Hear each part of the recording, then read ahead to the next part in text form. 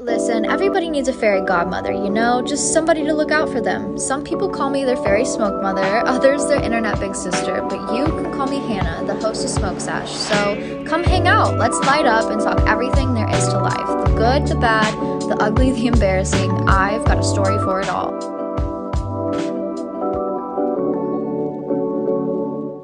Hello, baddies! Welcome back to another episode of Smoke Sash. My name is Hannah, your host, and I am so excited to be here, but I am so tired. So tired that literally I went to go record this. I sat down, I filmed like 5 minutes, and I realized the camera wasn't even on. Babe, hello? Anybody home? So I'm chugging this Celsius. I did also have a Red Bull before that. I know I'm tired when Celsius does literally nothing to give me energy. It's like, okay, actually, I think I just need 8 hours. But going off the themes of last week, which was just bitch doing it tired. Oh boy, have I been doing so. But it's a different kind of tired. I feel like when I'm just doing things that I don't enjoy, don't love, not enthralled by, I'm tired in a way that makes my soul tired. But at least nowadays I'm like, I'm exhausted, but my soul is fulfilled. So there is like this peaceful quality about it, but mama needs some rest. I have been just out and about. There's something about spring and summer coming up that has me moving and grooving and doing as much as possible. I have been out at the stables every single day. I did like a 2.5 hour ride, like 6 mile ride on Tuesday. I did some arena work on Wednesday. I took my dad out to go meet my horse because he was a bit skeptical, but I put him up on her and he got to ride her around. It was super cute, very wholesome moment. And then I've just been out there every day since. I got a new saddle. I've been getting all my things together. I also am just like, bitch, if I have a horse, I better like utilize that as much as possible and even just like go and brush her out and spend some time with her if I'm not riding. Why the fuck would I not? Get off work, fly out there, go to work. I don't care. If I have free time, I'd rather be out there than on my phone doing absolutely nothing at home. Because in reality, that's probably what I would be doing with my free time. And I've just been fucking sick of the phone lately. We'll get into that. But bear with me as this Celsius metabolizes in my brain and hopefully get some energy flowing through these veins, babe. It was a good little morning though. I have a very busy summer coming up, birthday coming up, a lot coming up, and I just have been trying to stay as present and aware as possible and to try and just like utilize and max out my days as much as possible. I feel like when I was younger, I would be like, oh, sleeping beauty, if I don't get my rest in the afternoon post lunch, then how am I going to even survive? And it's like, okay, yeah, sure. But also you're setting those rules up for yourself. And in reality, you are not that exhausted. You can go do more with your day. But I am hitting a point where I've been just doing so much that I do actually need an evening to myself. So I'm so excited. I'm excited to be at home tonight. I'm doing this podcast and then I'm immediately taking an everything shower. I'm immediately gonna make a fat bowl of pasta, munch on that, do my laundry, vacuum, and then just like rot for a little bit in bed because I do deserve some rest. And once you hit that wall, especially even if you are doing what you love and just doing it tired anyways, you do eventually hit a wall. We're human. We can't just go forever. And when you feel that coming on, if you don't allow yourself to take an adequate break, you will crash and burn. And so it really is all about balancing that energy. And I'm trying to max that out as much as possible recently. And I feel like I've been finding a really good balance where if I do need a rest, I take it. I take my little time to myself, whether it's 15 minutes, whether it's 5 hours, whether it's a day. I utilize my time accordingly and I get out and I enjoy as much as I can. So when I am home and it is time to go to bed, my head hits that pillow and bitch, I am out. I'm out. So it's been a good little week so far. I hope you guys have been feeling the energy as well. We had a new moon on Saturday, a Taurus new moon. So if you've been feeling the vibe of like, ooh, let's chill, let's focus on self, let's focus on home. If you randomly accomplished an entire list of to-dos, that's probably why. I think it's a really good renewing energy that we need as things are starting to heat up. Okay, the world, our lives, our plans, our summer plans, everything's starting to heat up and get a little bit fiery, as one might say. This is your reminder to put your feet in the fucking grass, chill out. Don't use those horns on things that don't matter. Protect your energy. That's what it's all about. If you want to know more about the new moon, the upcoming full moon, we got one more full moon for the month. Join the Patreon, patreon.com/smokeseshuddy. I do full moon write-ups, new moon write-ups every time we have one. So you know what to expect. And also if you're a spiritual girly, maybe some spells to kind of help you manifest or release accordingly to what is going on in the universe and the stars. If you enjoy this podcast, I do an extra episode every single week. So if you're listening to this and you're craving more, there is always more on the Patreon. And if you join, you get the entire backlog of every single episode I have done. So that is just a shit ton of content for under $10. And also, if you've been enjoying the vlogs, which I have been enjoying the vlogs have been, just providing me a new little outlet. I've been having such a good time making those on YouTube at Hannah Marlene 444.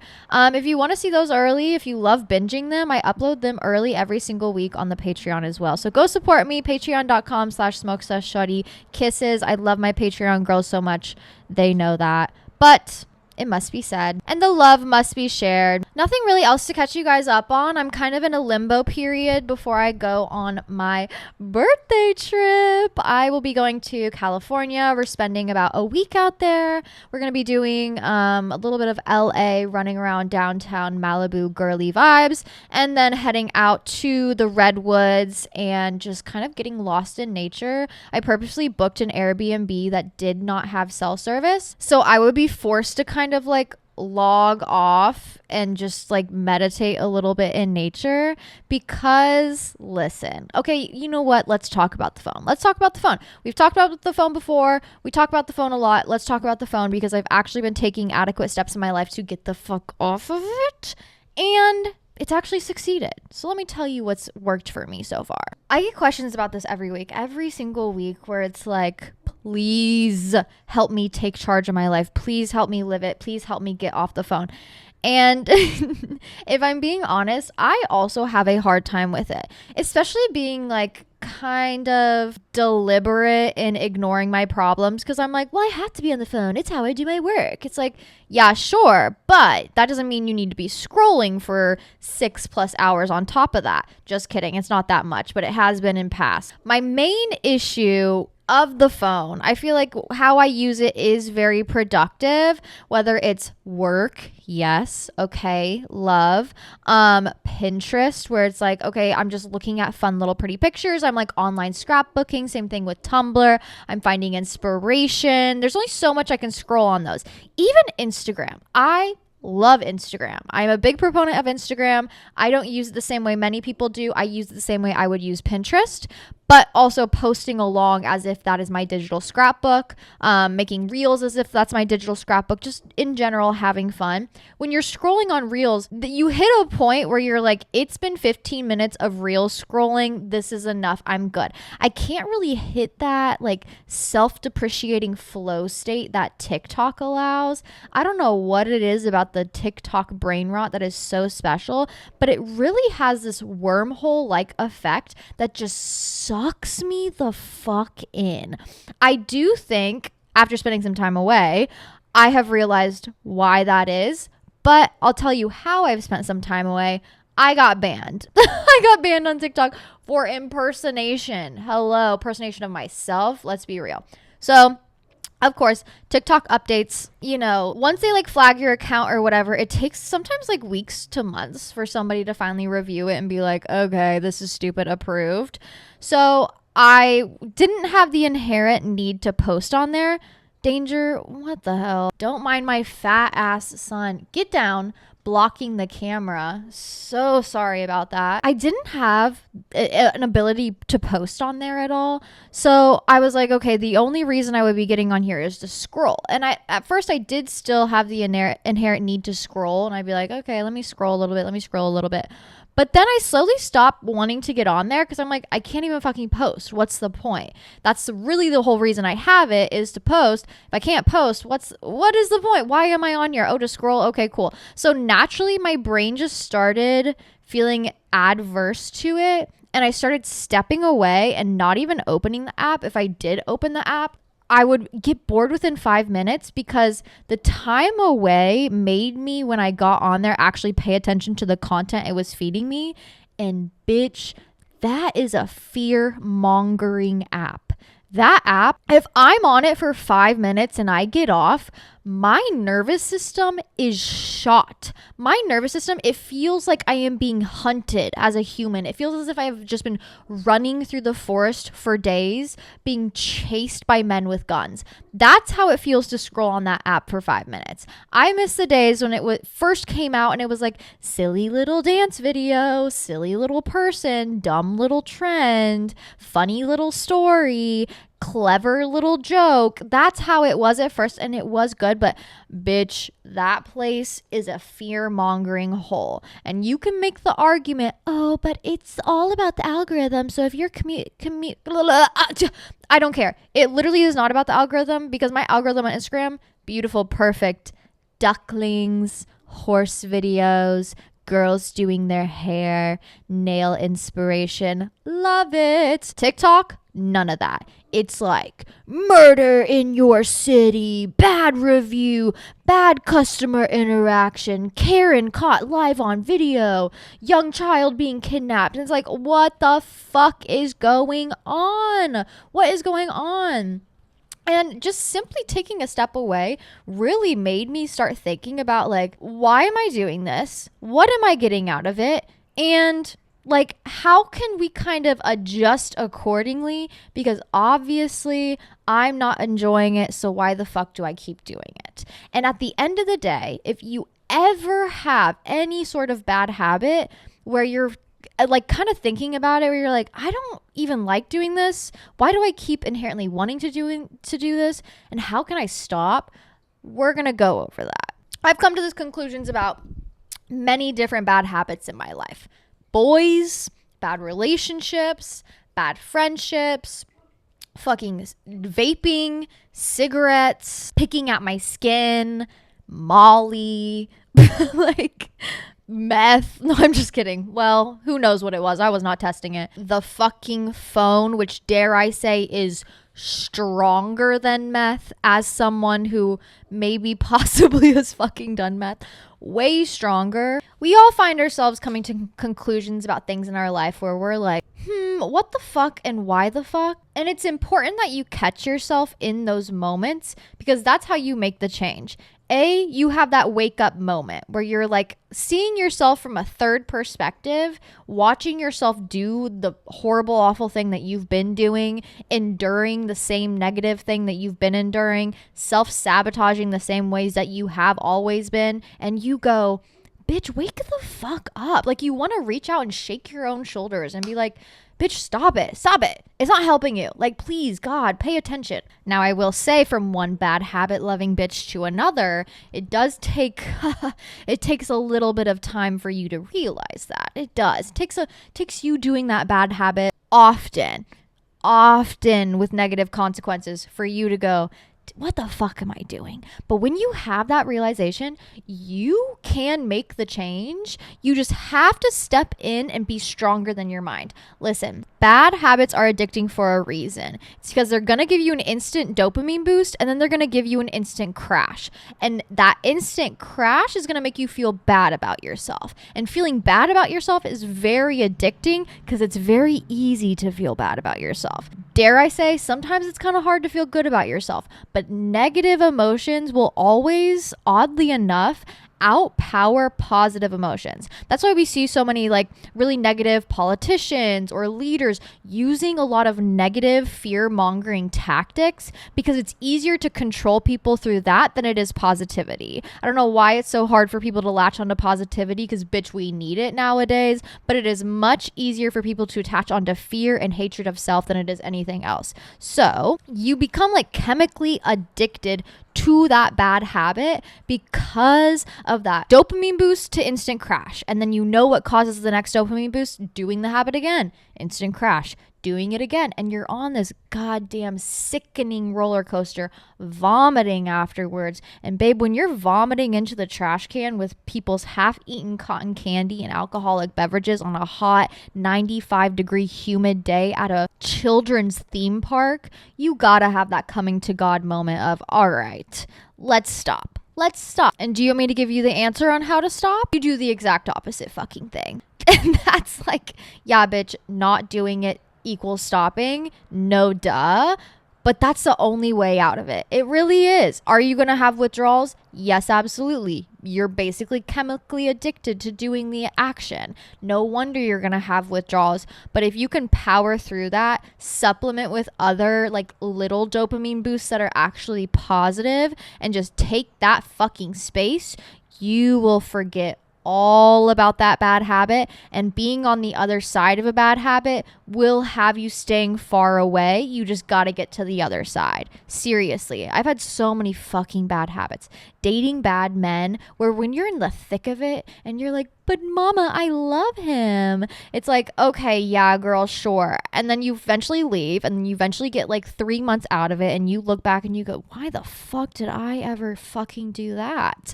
And then you stay far away because you realize, holy shit, I made it out and I'm not going back. We're not going back there. Vaping. All right. When I was in the thick of it, when I had a vape surgically glued to my hand in my mouth, as if it was a human centipede movie, it was hard to quit. It was hard to quit. I always wanted to just suck that fucking thing down. Once I stopped, once I took a break, stepped away, went through the fucking withdrawals, supplemented with something a little more positive to get that cheap dopamine boost without negatively impacting myself. Now that I'm out of it and have been out of vaping for, let's see, probably like 5 years now. Oh my God, I will never go back. I can't even think about it without getting like nauseous. Let's go a different direction. Molly. Okay, me and Molly, she was my best friend for a long time. We had a tumultuous relationship, love. Very tumultuous. When I was in the thick of it, physically addicted, not only chemically, but physically, it was hard to get out of. It was something I look forward to every weekend, every day practically. Once I got out of it, once I took the space, once I had the withdrawals, now I'm sitting here and I go, damn, that was fun. It was fun. I mean, it was a good time. It literally is a fucking good time. That's the whole point of it. But also the bad times hit quickly after. Now that I'm out of it, I know deep down, I'm like, I can't go back to where I was because it wasn't good. And I took the time and the effort to get out of it. So why would I allow myself to regress in that sort of way? It can get tricky. Of course, regression happens. We have slip ups. We do the damn thing. I understand. We're human. No one is ever fucking perfect. That's why forgiveness, patience, understanding is so important in this process. But I do think also I'm going through this same kind of process that I did with bad habits, boys, drugs, everything with my phone as well. And processing that and understanding like, damn, the phone is as addicting as fucking popping Molly was. That scares me.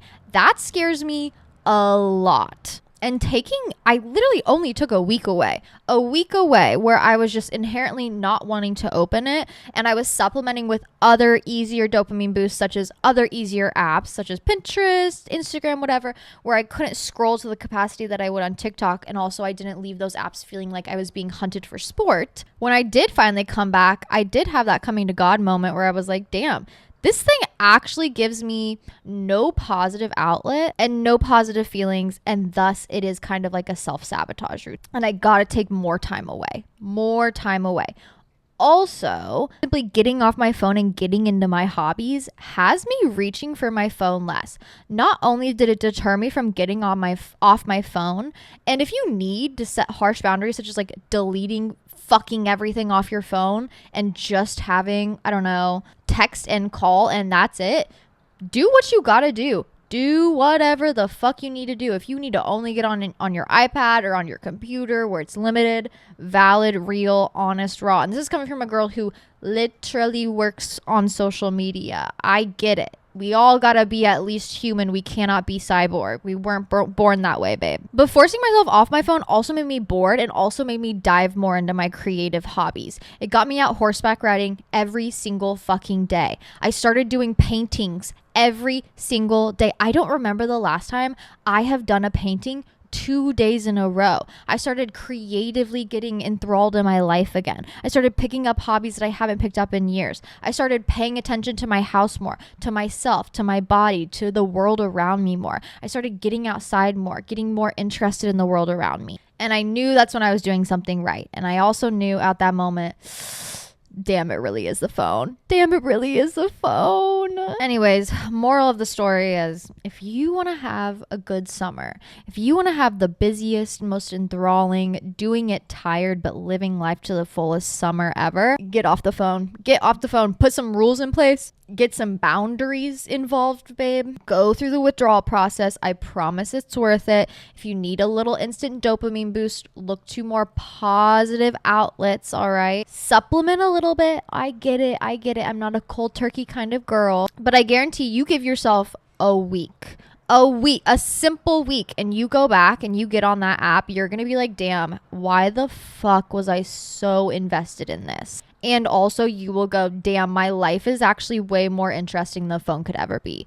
Way more interesting. And as somebody who shares their life online, I need my fucking life to be interesting. I need to be involved in my life so then I can share it with you guys. But yeah, that's kind of what I came to this week. And also, like I said, I realized like, damn, this was taking up so much of my fucking time, and I miss doing all the things I love. And also, like, yeah, am I exhausted at the end of the day after doing everything I love? Definitely, but my soul is fulfilled. I'm off my phone. I'm in my life. I feel like I'm living life. Time is slowing down in a very positive way. And it all came from one simple change. So thank you, TikTok, for banning me for a week. You did change my life. Will I be going back to that app? Maybe, probably, but not nearly as much as I was. And if you have any sort of realization about a bad habit, you can break it. You need to be stronger than your brain, than your impulses. And if you have that realization, that means you have the wherewithal to have self-control as well. And I believe in you. I believe in your self-control, and I believe you want good things for yourself. So always seek out the better things for you. You deserve it. Make it happen, babe. But yeah, like I said, I've been getting into my creative outlets recently, and actually someone asked, any sketchbook/painting exercises you recommend?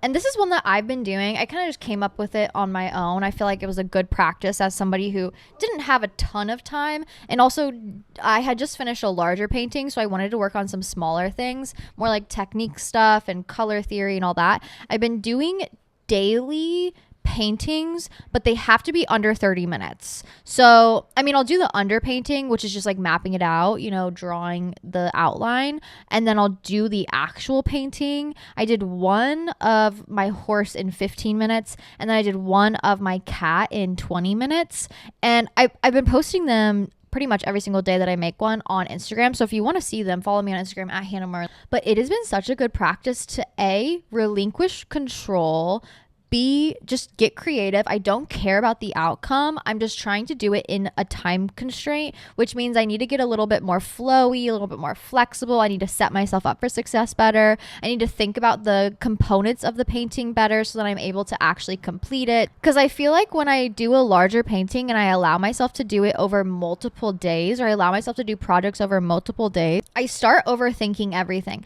which is not good. Overthinking is not good for a creative person at all. Overthinking will kill your creativity, but being in that flow state of just allowing yourself to be and to do and to kind of just like fuck around a little bit and find out, you will always have the best outcomes. And so setting myself up in that sort of way, time constraint, do it quickly, get it done. The outcome does not fucking matter. Just try and do it to the best of your ability in this time constraint.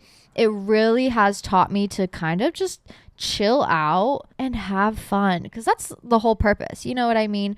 As I keep practicing this, as I keep doing it daily, as I try different things, landscapes, clouds, humans, portraits, animals, whatever it is, I'll learn as I go, but I need to do it in order to learn and in order to become better at what I'm doing. So that has been such a fun practice. And if you're a creative individual and you feel like you haven't been doing as much, or you're like too stuck in your head, or you're setting too many rules for yourself, do just one sketchbook page a day or one painting a day. And these are small paintings. These aren't large, massive paintings. And give yourself a time constraint of under 30 minutes and see what you can do. Whether it's a still life in 30 minutes, a quick outline in 30 minutes, maybe just like some random abstract art in 30 minutes. Whatever it is, do it quick and have fun doing it. I think it'll really rewire your brain to realize, damn, actually this is fun. And also, the more I create, the better. Because I do have a way of holding myself back and thinking, no, this outcome needs to be the best thing possible. But if I want that outcome, if I really want the best thing possible to happen, I have to get into the routine of just practicing and painting and doing it over and over and over again. And learning my style, learning what I feel called to do. And that only comes from repetition. But yeah, I've been having a lot of fun getting back into my freaking hobbies. Damn, can't believe I forgot to paint for like 4 years, even though it is the one thing that gives me the will to live. Damn, bitch, that phone really got in the way of you and your goals that much? Yeah, head scratch. Monkey covering eyes emoji. It really did. It really did. And I'm tired of letting it get to me. Life is meant to be lived. Life's meant to be explored. I was talking with my dad. We were driving out to go see my horse, and he's like, "Do you know what we fucking did for fun when I was a kid?"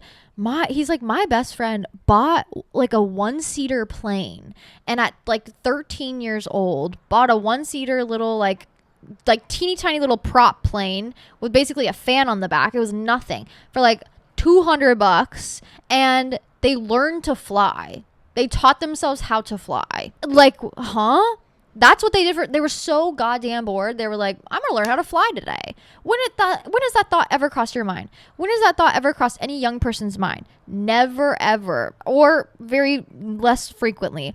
Because we're so distracted by things going on in our lives, things on the phone, easily distractible things. And I think there is a power in boredom where it drives you into avenues that, I mean, sometimes can be not positive, so please be aware, but mostly drives you into avenues that you naturally feel called to do. Boredom can be a fantastic teacher. I remember growing up, my parents would be like, or I would be like, I'm bored. I don't know what to do with my time. I'm so bored. And my parents would be like, not bored enough, because if you were bored enough, you'd find something to fucking do. And when I was younger, that would piss me off so bad, but they were so right. They were so right. I would hit that period of like, I'm bored. I don't know what to do. And then I would stay bored for just a second longer. And I'd be like, actually, I'm going to go play with rocks. Actually, I'm going to go pick up my paintbrush.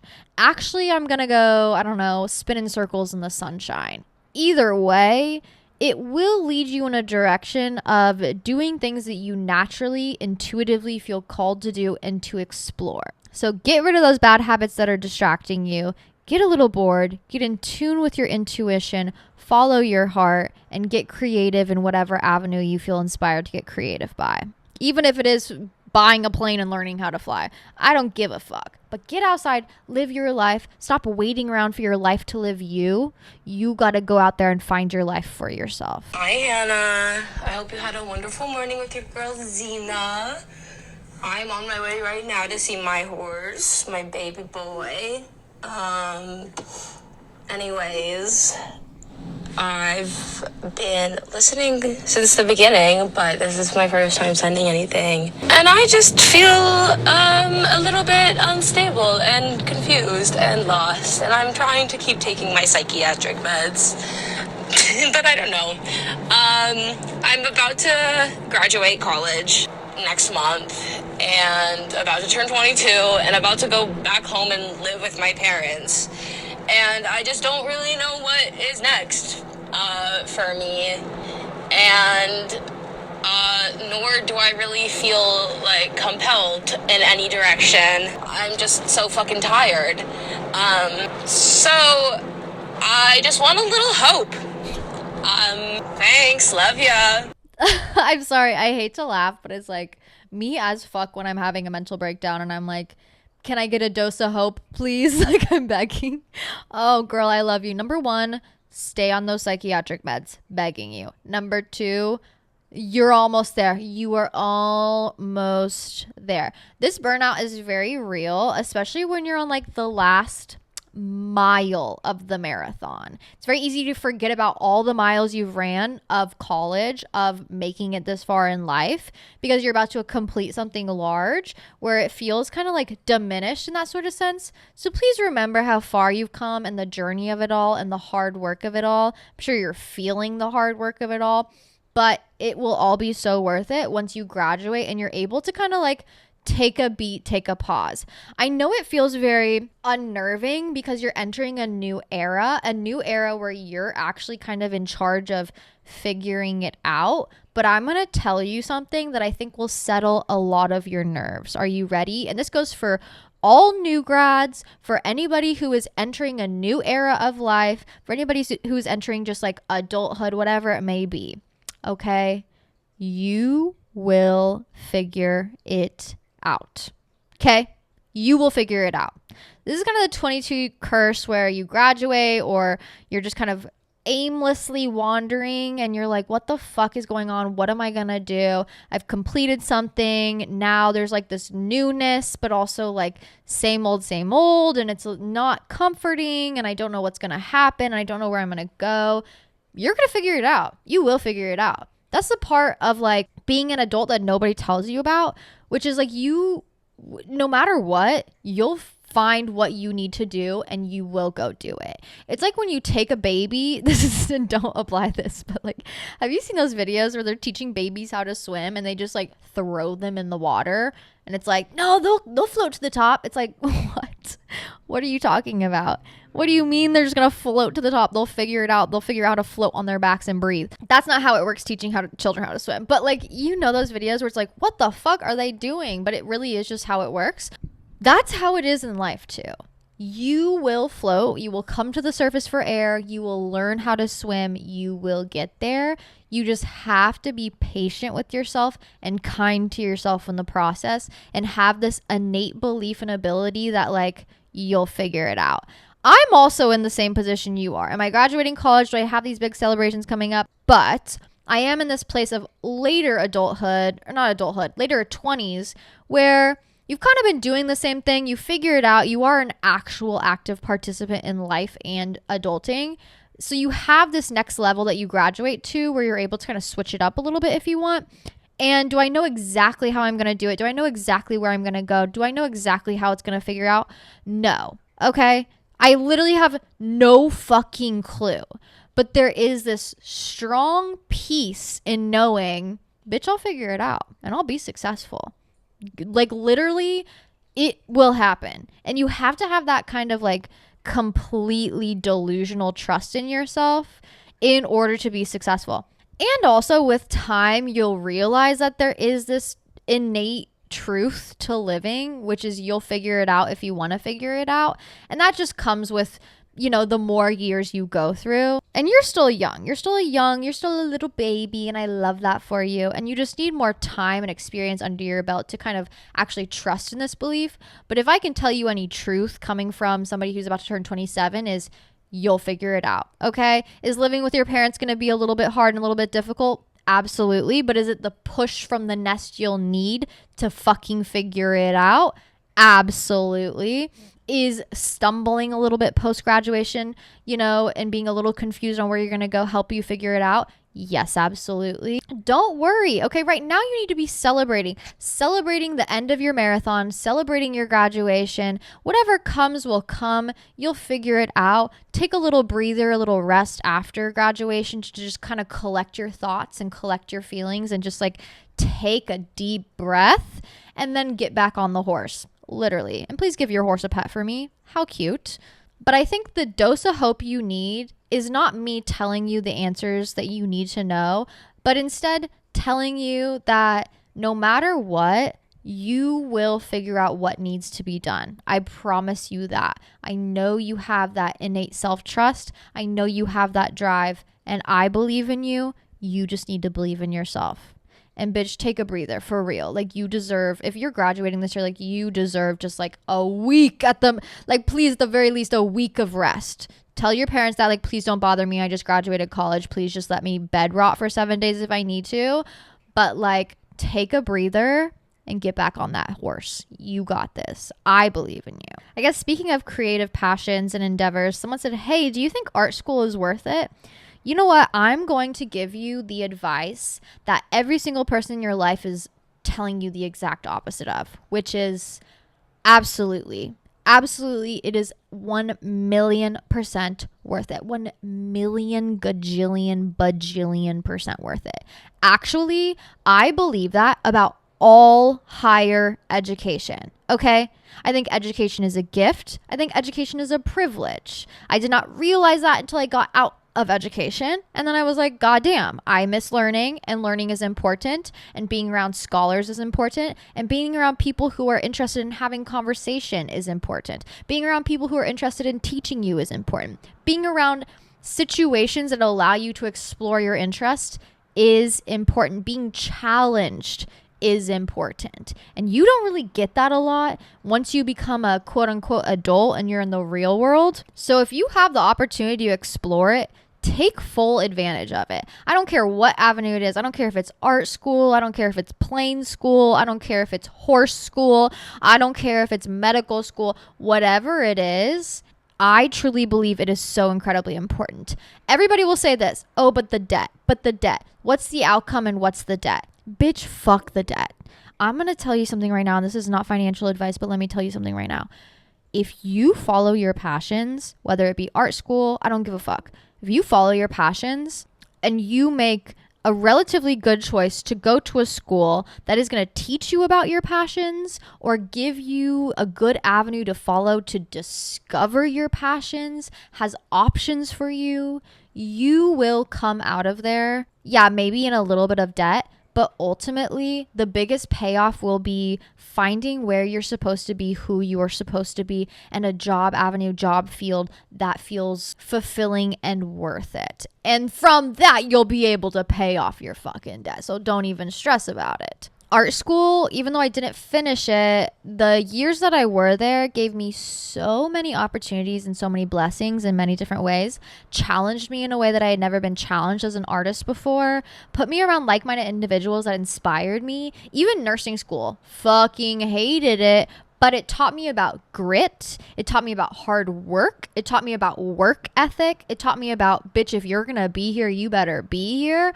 That was something that I absolutely needed. And I don't think I would have been taught that in the real world at all. Higher education is so important. Like I said, it's a privilege.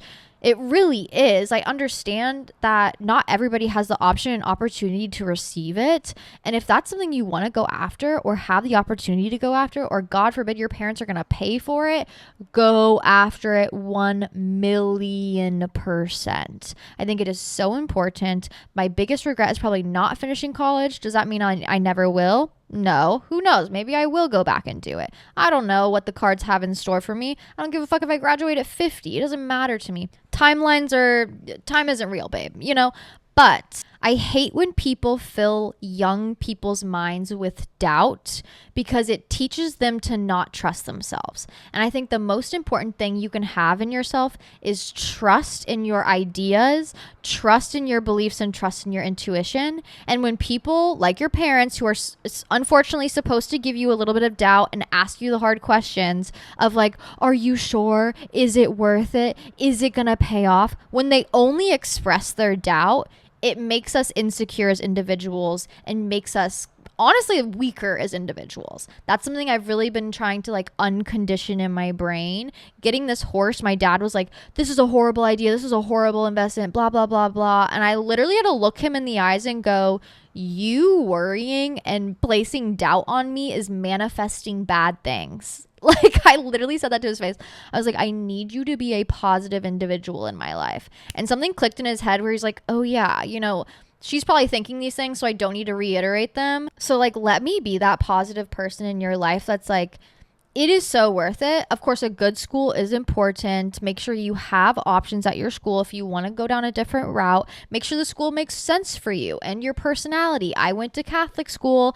Bitch, that didn't work out. It didn't make sense for my personality. In fact, it clashed drastically with my personality. Set yourself up for success in that sort of way, and everything will work out. I truly do believe it. I do. I don't know anybody at my art school that graduated and is not successful in whatever avenue they pursued. I don't know anybody at my nursing school who graduated and is not successful at what they do. You kind of hit that weird place after graduation where you're like, oh wow, you know, I have my job after graduation, but now I kind of want to grow more. But that's something to figure out down the road.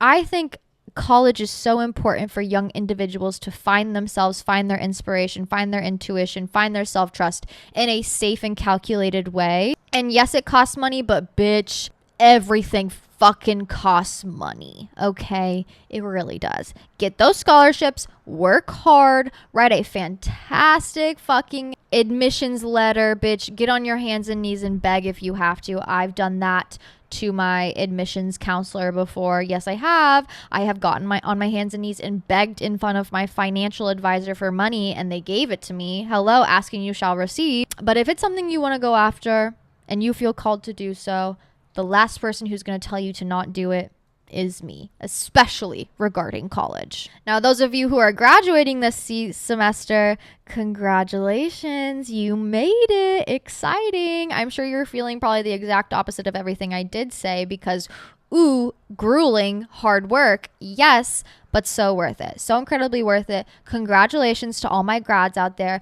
Bitch, you fucking did that. Celebrate. Uplift yourself, get a little crazy with it, and welcome to the new era of your life. You are in for so many blessings. Someone said it's summer, but I'm already dreading winter. Help. Well, good news, it is not almost summer. Well, it is almost summer. It's not summer yet. We're still technically in spring, so you have time, babe. And every summer / spring, anytime the weather gets good, I'm reminded, oh yeah, life is worth living. And also, if I don't live my life right now, winter's gonna be really fucking bad. This past winter, I actually had a great winter. Do you know why? I was going hard all summer long. I was going hard. I was going on trips, random road trips. I was driving an hour away, going swimming in the lake. I was going on hikes. I was just out and about living my best life. There was no roadblocks in front of me other than work. Hello. But I really did just try and make the most of any sort of free time that I had, hanging out with people, bus, club, train, another club. Like I was just fucking out and about. And then I took winter to chill. And I did not have such a bad winter. I did not have any sort of intense seasonal depression because it was the natural phase of life to kind of relax, lay back, do some TLC, do that inner workings, and then emerge like a phoenix again in the spring. So if you had like really bad winter blues, or if you are afraid of the winter blues or just afraid of winter again in general, which I always am, bitch, I always am, the best thing you can do for that fear is live your life to the fullest in the spring and summer. Live it to the max, bitch, okay? And when I talk about living and living life, it doesn't have to look like vacationing in Greece and then hitting Spain and then we're taking a flight to Japan and then we're going here. No, it doesn't have to be that. It can be that, congratulations if it is. Hello. But actually, it can be something so simple as just like, I'm going to go on a walk this morning instead of sitting on my phone. Wow, I got in the sunshine. I feel enthralled with life again. I'm going to go try a new coffee shop. I'm going to pick up a new hobby. I'm going to get back into painting. I'm going to go do plein air painting, bitch, outside, painting a landscape. I'm going to go sit on a park swing. I'm going to go on a hike. I'm going to go explore my city in a way I've never explored it before. I'm going to go out after work with my coworkers to the club. It can look like anything you feel called to do, but please, for the love of God, go do it. We only get one life, and the last thing I'm going to do is not live it, bitch. Whew, that's something I've been realizing more now so than ever. It's like, I need to be an active participant in my life because we only got a set amount of time, babe. I'm going to turn 27. Hello? I'm not scared. I'm actually very excited, but that's a big realization that I'm having as my birthday approaches, which is like, time flies. I'm about to turn 27. Wow. I need to live because I'm going to blink and I'm going to be 87. So I better get out there and experience as much as possible. Someone asked, going through a breakup. Oh, I'm so sorry. Is a host phase worth it? I'm having fun, but I'm afraid of consequences. Have I ever regretted my hoe phase? Yes. But in the grand scheme of things, have I really ever regretted it? No. I think self-exploration is so important, but also there's like a safe way to have a hoe phase where it's like very low stakes. There's a high stakes hoe phase that you can go through, which is like, this pussy's open, anybody approach. Like, that's high stakes. Okay, please, let's not do that. I've been there. Let's not do that. That is, in fact, self-harm.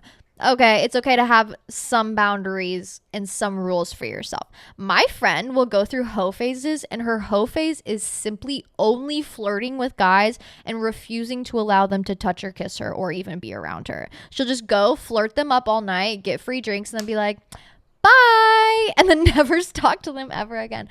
Like, your hoe phases, I think, are so important for women to just like explore their sexuality and to explore what they like and to have a fun flirt and to get silly with it and realize like this shit ain't so serious. That's what I think is so positive about hoe phases. There's definitely like a dangerous way to have it where it's like just allowing anybody access to you or putting yourself in situations that aren't safe or whatever it may be. You know what I mean? But no, I think hoe phases are so important. I think hoe phases are so incredibly important. And dare I make the argument that you will find your husband after your hoe phase. You really will, but you kind of got to go through it to get through it. But like I said, it can look like anything, okay? It can literally look like you flirting with men all night and then never ever letting them touch you ever. Like, it can look like anything you want. It can look like you sleeping with 100,000 people. I truly don't care, as long as you are safe, you are having fun, you are protected mentally, physically, spiritually, and you're exploring your interests. Okay. I think people get too taboo about sex. We were having this weird swing about sex, and I've always had the same standpoint about sex, which is just like, live life, have fun, be safe. But I feel like in like the 2016s, people got real sex positive in a good way, you know, being aware, being, you know, just like free to be themselves, exploration, love it, absolutely. And then it got like really pushed where like everything became about sex, oddly enough, you know, like everybody was sex brained. And then it's always a pendulum for everything, and the pendulum has swung the fuck back, and now it's like everybody's super conservative about sex again, and no one wants to talk about it, and everybody has like all these weird rules and is applying their weird rules onto other people when other people have weird rules from themselves. And oh my god, it's like, truly, if you want to have good sex and if you want to have a hoe phase, this is what you do. Sit down, get out a pen and paper, and you ask yourself, how do I feel loved? How do I want to feel loved? What do I feel most protected by? What qualities do I require from a lover? AKA like respect, patience, kindness, being fucking attractive, a 6-inch wiener. Just kidding. I'm joking. But like, just get aware with what you want and then go after it. Of course, please be on birth control. I will always be pro birth control. I understand what works for some may not work for you, but birth control is so important. If you have a choice in this life, please make that choice accordingly before they rip it out of our fucking hands. Like, please. The way abortion is not legal in Missouri and I'd have to cross state lines if I needed one, it's like, thank God I don't have to think about that because I'm on birth control, okay? Get tested. Bitch, if you want to make sure you have a good partner, scare them a little bit. Ask them when's the last time you've been tested?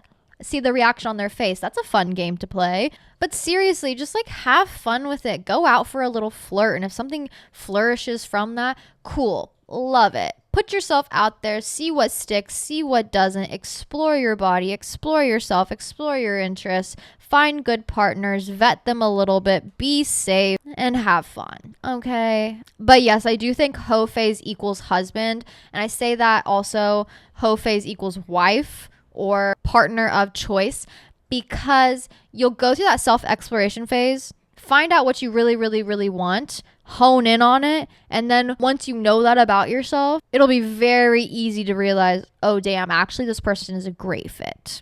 Okay, everybody I know that has married now, all right, that has like children, that has a successful relationship long term, found that person post hoe phase. Okay, but please stay safe, have fun. Keeping things spicy in a long-term relationship. Ooh.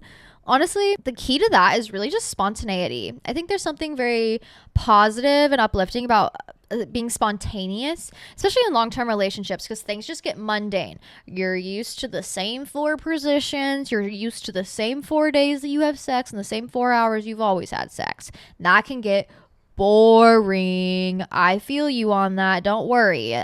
Like, it's natural. And also, like, boring doesn't equal bad. It actually just means safe. You're used to it. So the best way to keep things spicy is to switch it up. Get spontaneous with it.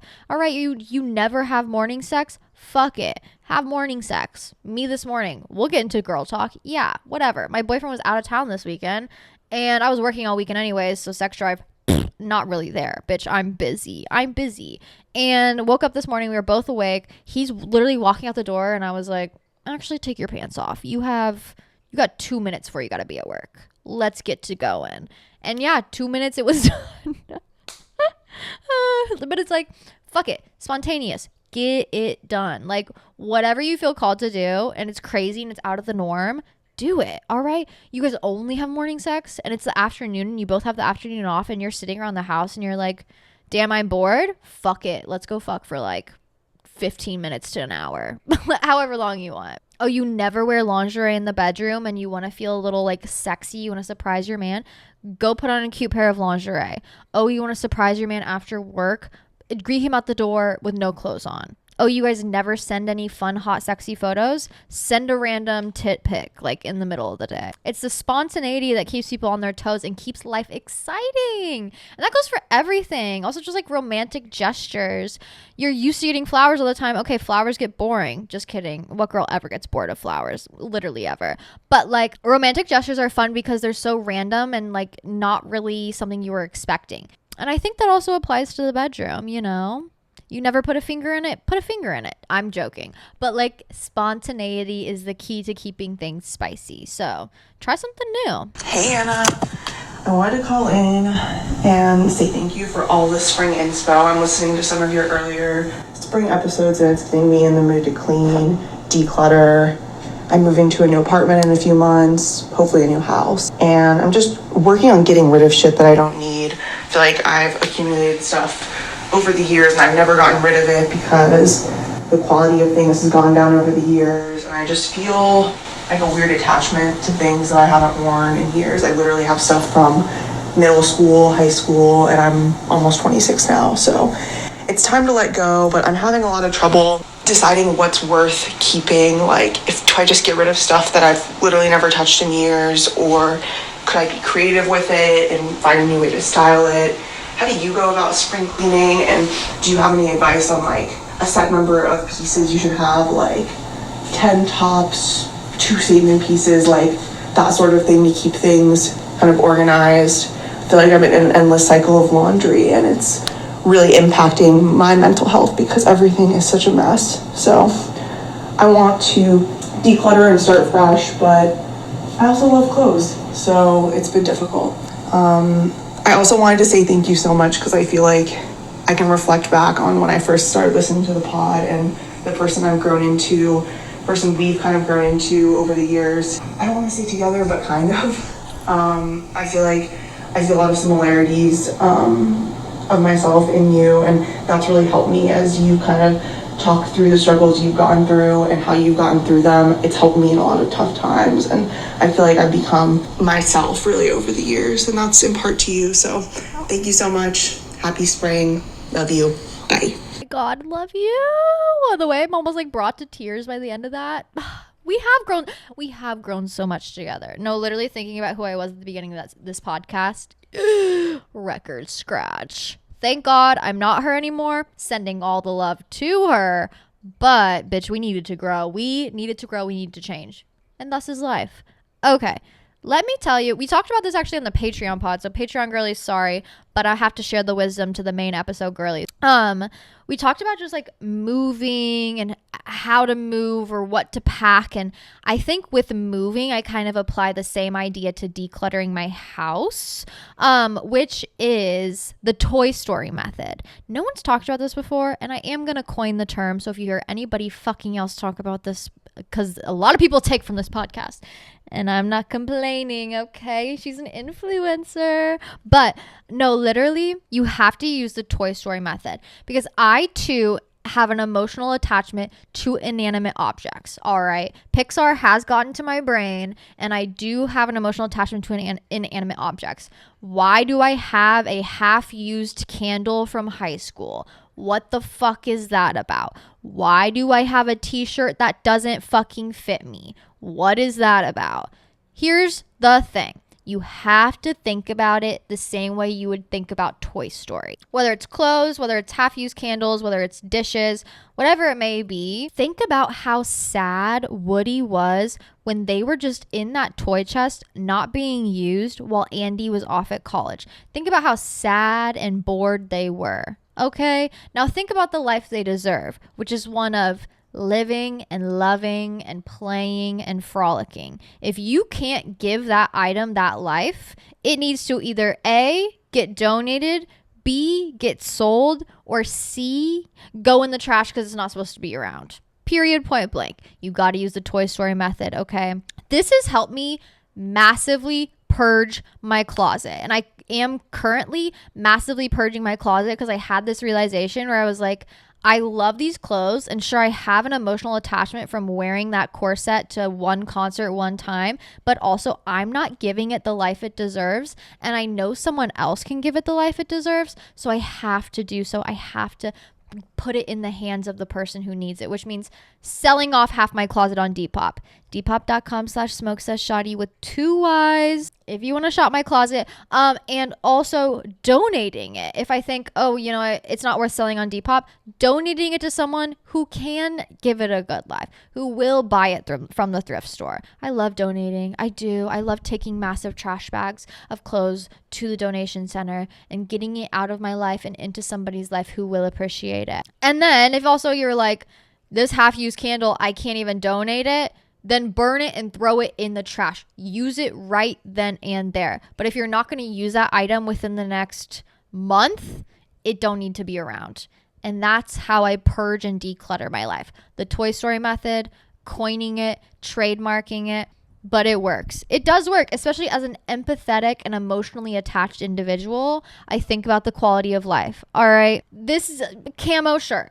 Am I going to wear it? Am I going to give it a good life? Yes, absolutely. Do I have other tank tops that I don't wear that I just have weird emotional attachments to where I'm like, maybe in 2 years I'll wear it?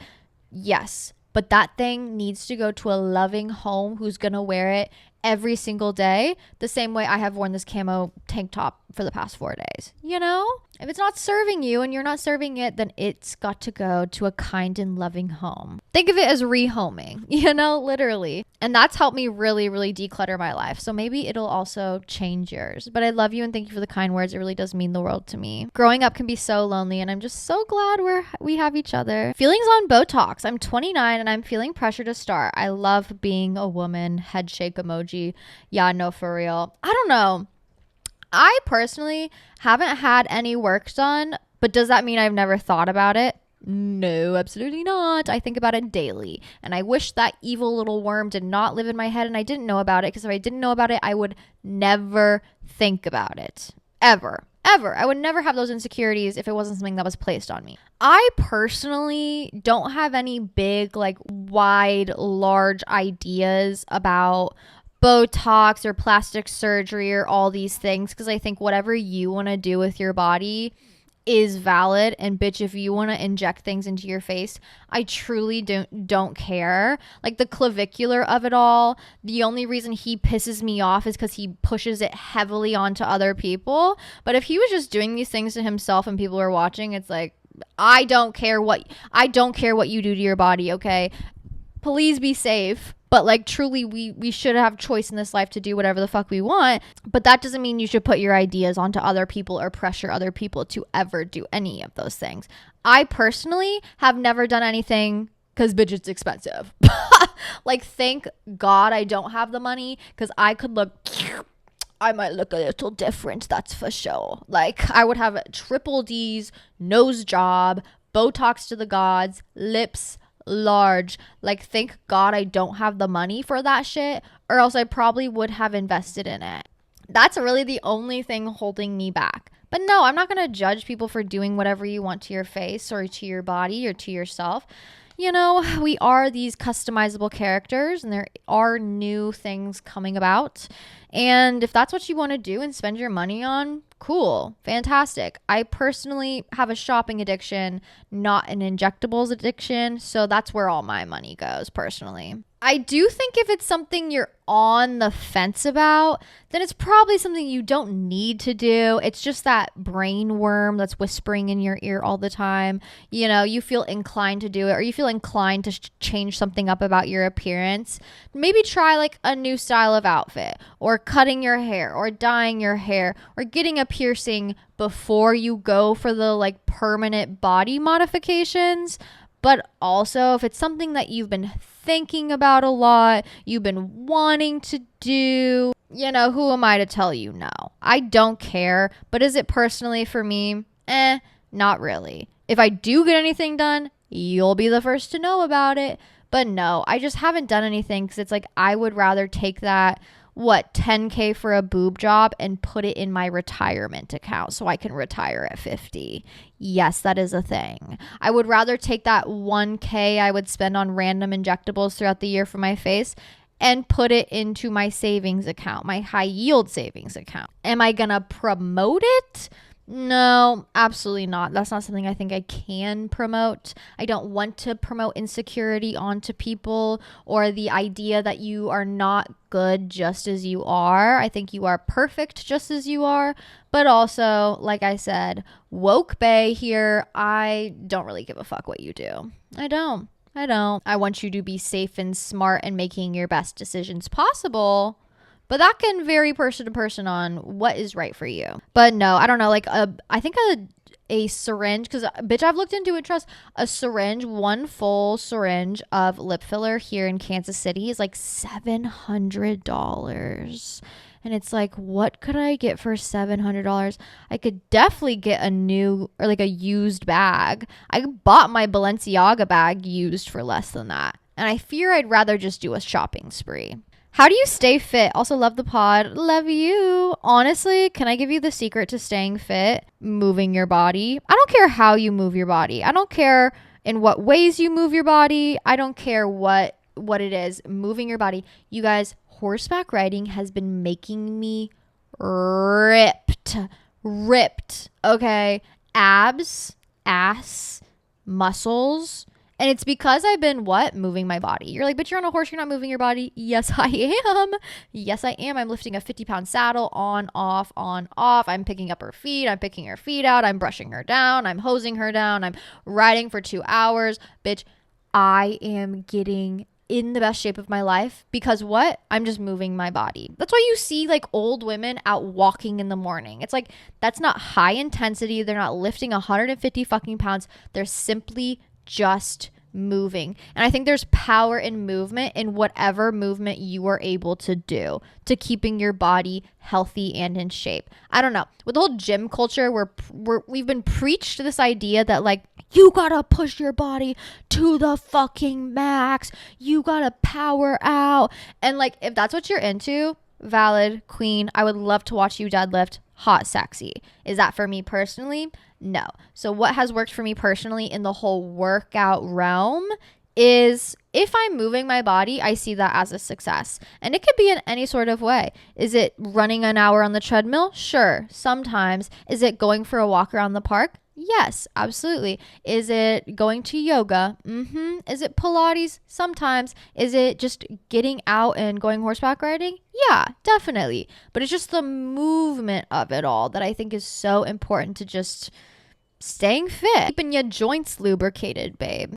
I'm sure I probably could push it and should push it just for longevity purposes and keeping my body in shape, my muscles in shape, my bones in shape, so then my body, my muscle, my bones are strong as I go into adulthood. We'll get there eventually, but right now, since I'm starting from actually doing zero movement, being basically sedated for years, to now doing some movement and trying to do it at least every day, I'm going to consider that a win. I'm going to work on that for now. I'm going to do what I can. And then maybe I'll take it to the next level in the future. But I think simply put, there's power in movement. Hey, Hannah. First of all, love you. Love the pod. I've been listening for, girl, I don't honestly even know how long. It's been so long. It's been like at least 2, maybe 3 years. But either way, I really do love the pod. It's helped me out tremendously, like more than you could ever know. I wasn't in therapy for a long time, even though I probably should have been, but I am now, but that's besides the point. Your podcast has really helped me through a lot of stuff, even before I was in therapy. But now, I do have a question, even pertaining to like when I talk with my therapist and just like other people in general.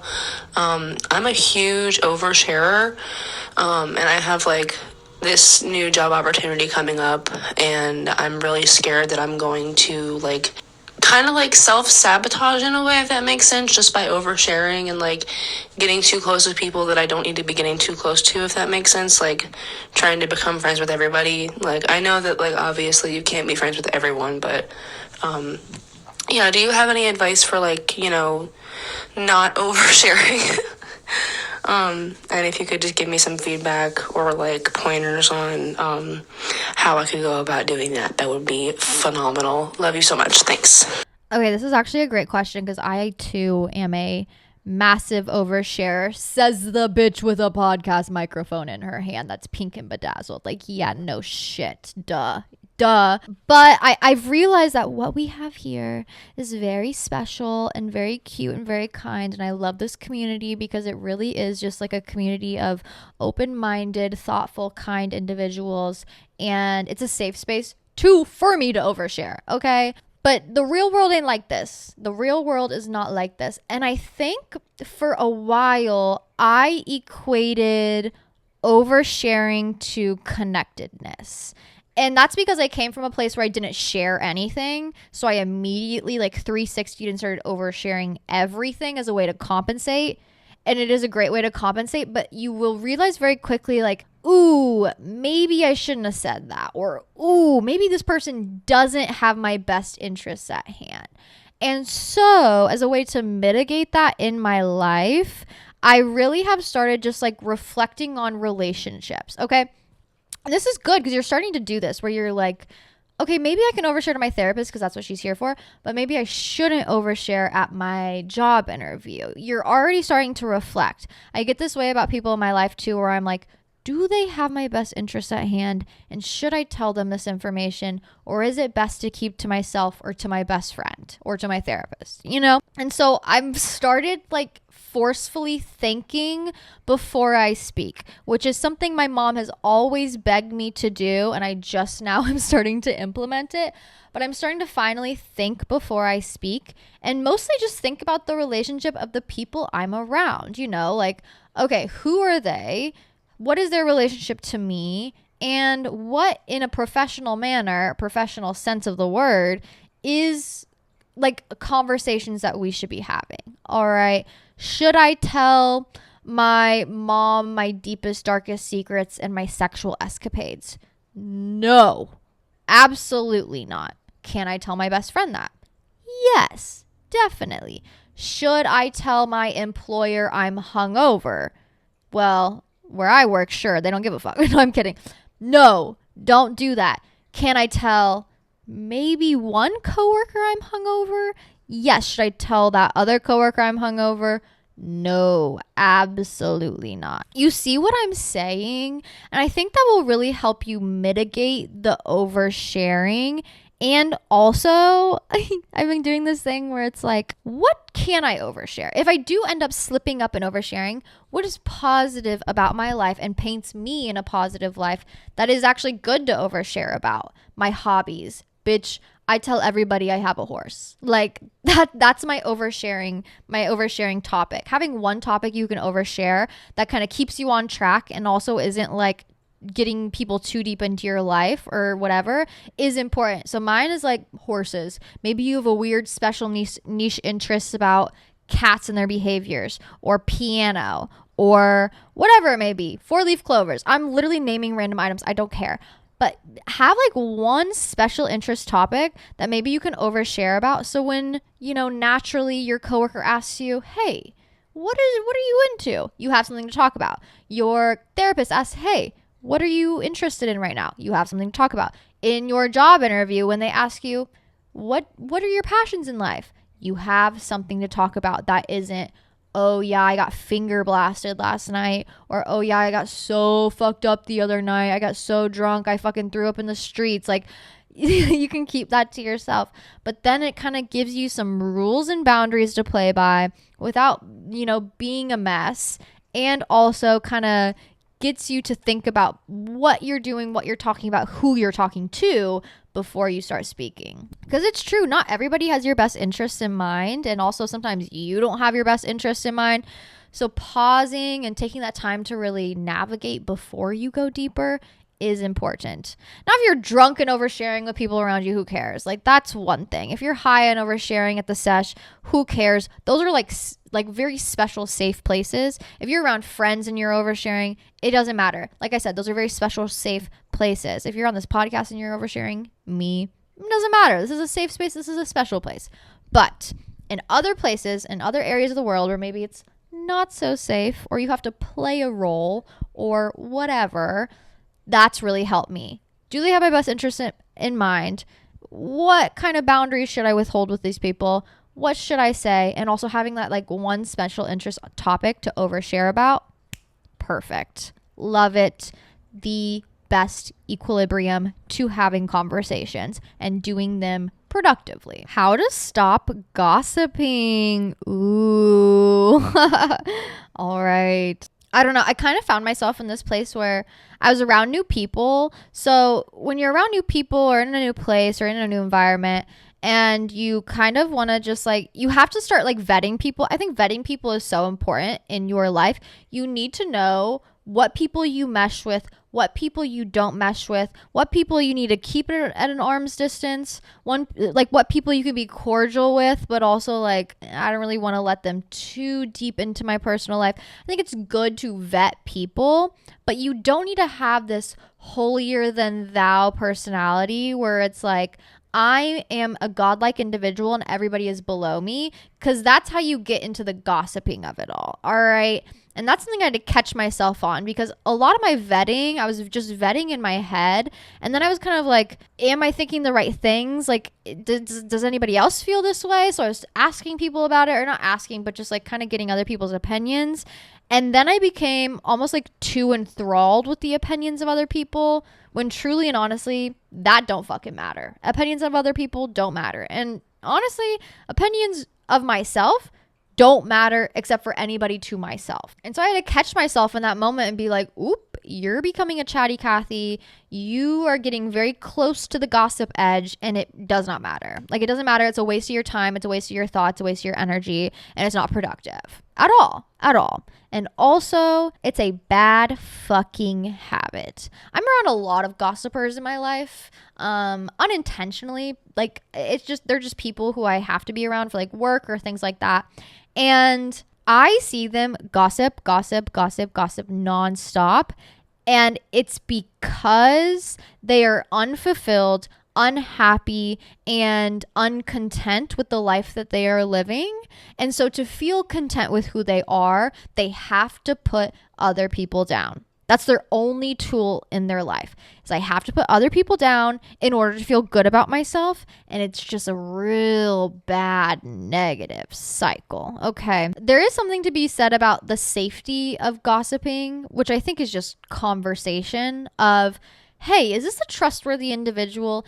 hey, is this behavior okay? Hey, have they been doing this to you? Where it's like a check-in, that's okay, that's real, that's healthy, that's normal. But when you have that conversation again and again and again and again and again, that's when it becomes unhealthy, unnecessary, and completely unproductive. All right. And it really is just you trying to step on the heads of other people in order to reach a higher level. But you will never feel actually content about yourself that way. You will become more of a judgmental person. You will start putting other people down for no apparent reason. And ultimately, you're going to feel worse at the end of the day because that is only short-term dopamine. And when you lay your head down to rest, you're going to go, damn, actually, I fucking hate myself.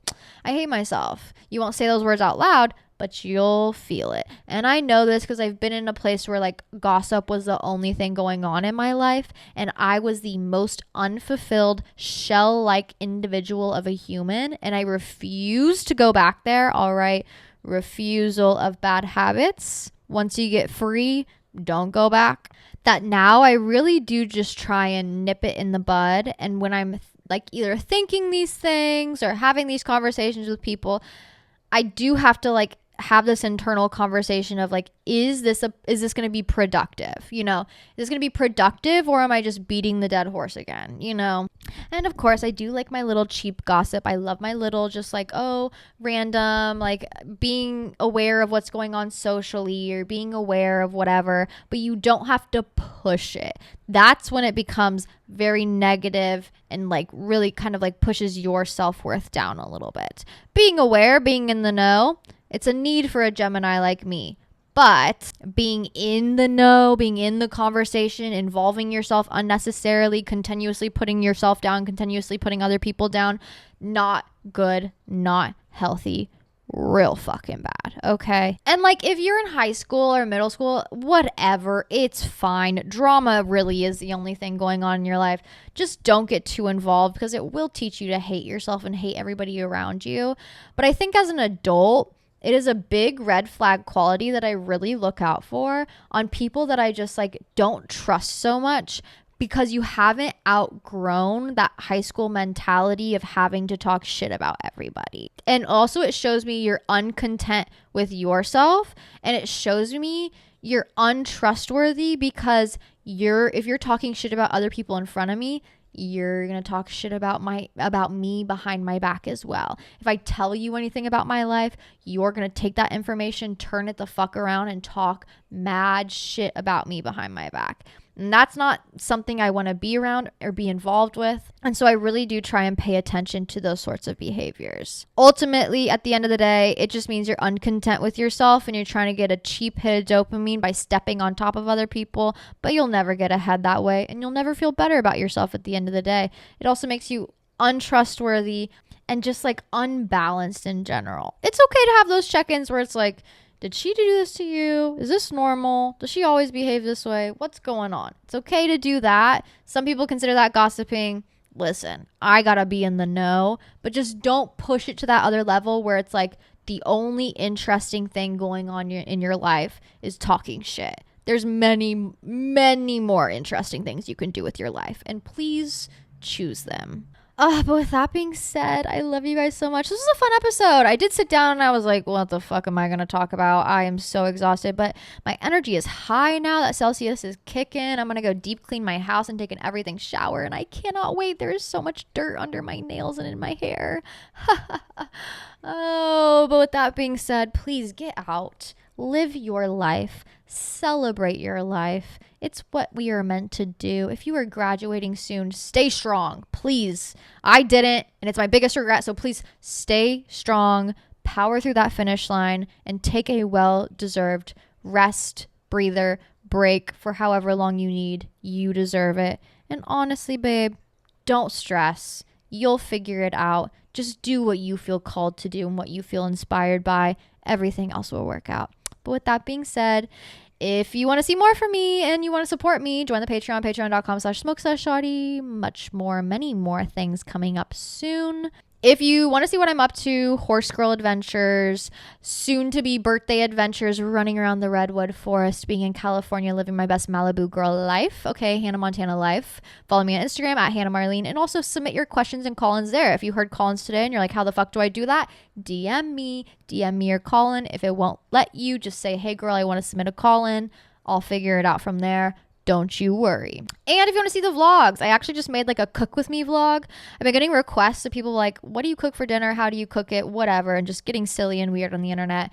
You can watch that on YouTube, Hannah Marlene 444. Oh, but with that being said, stay sane, stay sexy, and I'll see you all so soon. Mwah.